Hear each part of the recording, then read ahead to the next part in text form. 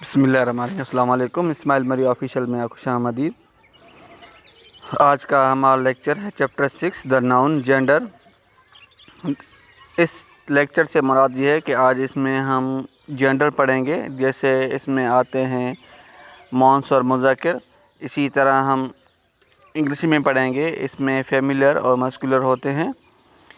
تو اپنے چیپٹر کا آغاز کرتے ہیں پوائنٹ نمبر 25 سے۔ You know that living beings are of either the male or female sex۔ اب آپ کو پتہ ہونا چاہیے کہ جو بھی ہمارے لیونگ تھنگس ہیں اس میں دو ہوتے ہیں، دو قسم ہوتے ہیں جس میں جینڈر، ایک میل سیکس ہوتا ہے اور دوسرا فیمیل سیکس۔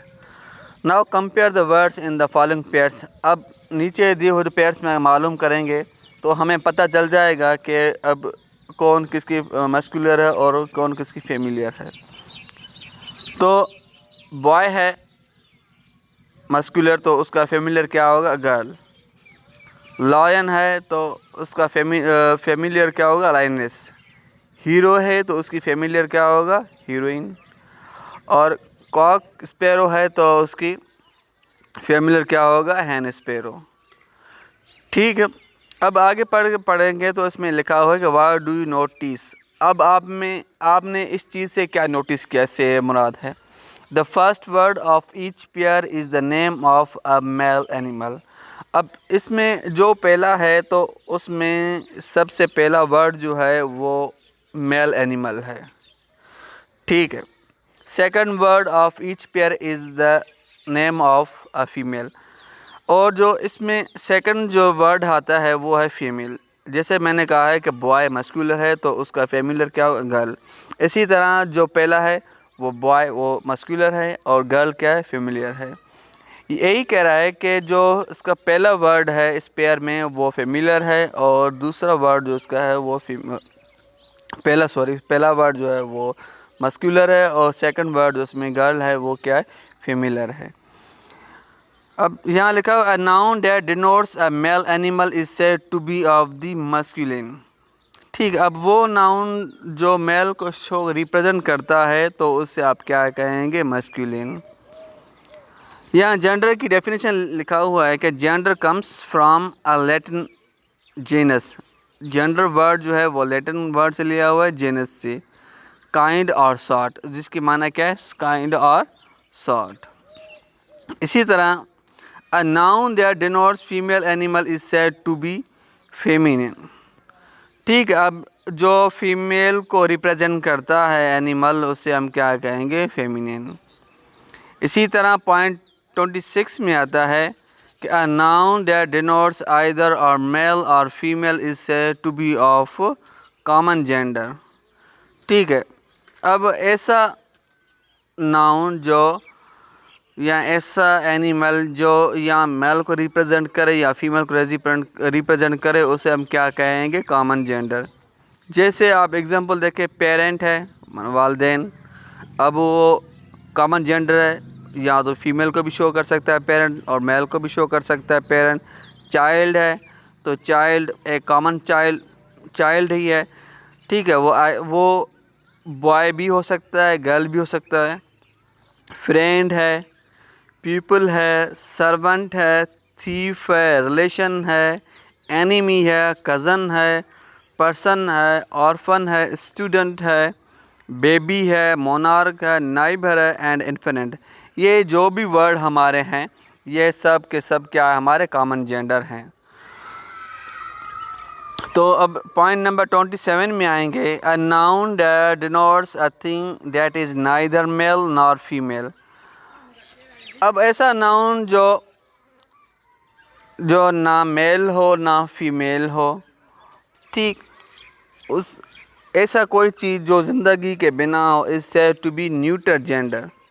اس سے ہم کیا کہیں گے؟ Neuter gender. نہ میل ہو نہ فیمیل ہو، موسٹلی وہ کیا ہوتا ہے کہ وہ نان لیونگ تھنگس ہوتے ہیں، ٹھیک ہے، تو وہ کیا ہے؟ ہمارا نیوٹر جینڈر۔ جیسے پین، بک، روم، ٹری، یہ سب ہمارے کیا ہیں؟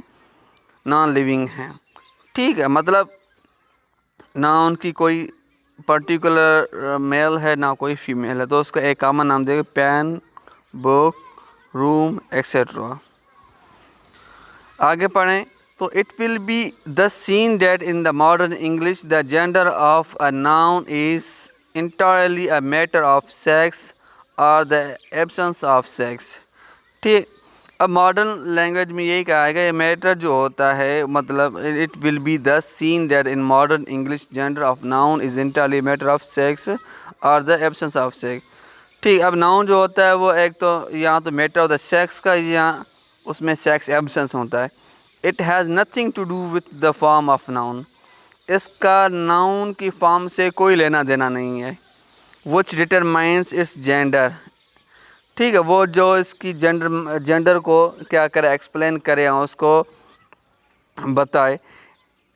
In many other languages example in Urdu where باغیچے از اے مسکولین اینڈ لکڑی از اے فیمینن. ٹھیک ہے، نمبر 28 پر آتے ہیں. Objects without life are often personified. ایسی آبجیکٹس جو زندگی نہ ہو، جیسے بے جان ہو، اس سے اکثر کیا کہتے ہیں، personified. That is spoken of as they were living things. اب ایسے بتایا جائے کہ جیسے وہ ایک لیونگ تھنگس ہیں. وی دین ریگارڈ دیم ایز میلس اور فیمیلس. ہم اس کو یا تو میل کر کے پکارتے ہیں یا پھر فیمیل کر کے. The masculine gender is often applied to objects remarkable for strength and violence. ٹھیک ہے، masculine gender کو ہمیشہ ہم اس آبجیکٹس پر استعمال کرتے ہیں جو ایک طاقت دکھائے یا ایک وائلنس دکھائے. اسی طرح دا سن ہوتا ہے، سمر ہے، ونٹر ہے، ٹائم ہے، ڈیتھ ہے. ٹھیک ہے، اسی طرح ہم ان کو پیش کرتے ہیں. اب ایگزامپل دیا ہوا، the sun shares his beams on rich and poor alike. سورج کی روشنی جو ہوتی ہے وہ غریب اور امیر پر ایک ہی جیسا پڑتا ہے. The feminine gender is sometimes apply to objects remarkable of beauty. Feminine gender جو ہوتا ہے وہ اکثر کس چیز کے لیے اپلائی ہوتی ہے، وہ ایک بیوٹی کے لیے ہوتی ہے، بیوٹی کو ریپرزینٹ کرنے کے لیے، جینٹلنیس، اس کی شرافت کے لیے، اور گریسفلنیس یا اس کے باوقار کے لیے. The moon, the earth, spring, autumn, nature, liberty, justice, mercy, peace, hope and charity. یہ سب کیا ہے ہمارے جس کے مطلب جس سے ہماری کیا فیمینین ظاہر ہوتی ہے. The moon has hidden her face behind a cloud. کہتا ہے کہ چاند نے اپنا چہرہ چھپایا ہوا ہے چاند کے پیچھے یا بادلوں کے پیچھے. Spring has spread her mantle of green over the earth. Peace has her victories no less renowned than war. اب یہ جو ایگزامپل دیے ہوئے ہیں یہ فیمینین کو ریپرزینٹ کرتے ہیں. This use is most common in poetry, but certain nouns are personified in prose too. A ship is often spoken of as she. جہاز جو ہے اس کو اکثر ہم ایک she کی طرح یہ فیمینین کی ریپرزینٹ کرتے ہیں انگلش میں. The ship lost her boats in the storm. جہاز نے اپنی ساری کشتیاں گنوا دیں کہ طوفان میں. تو یہ تھا یہاں پر آپ کو صرف جینڈر کے بارے میں انٹروڈکشن کرانے کا مقصد. تو انشاءاللہ ہم جب نیکسٹ کلاس میں آئیں گے تو ways of forming the feminine of nouns بھی پڑھیں گے انشاءاللہ. تب تک کے لیے اللہ حافظ، اور میرے چینل محمد اسماعیل مری آفیشیل کو سبسکرائب کریں. Thank you very much. اللہ حافظ.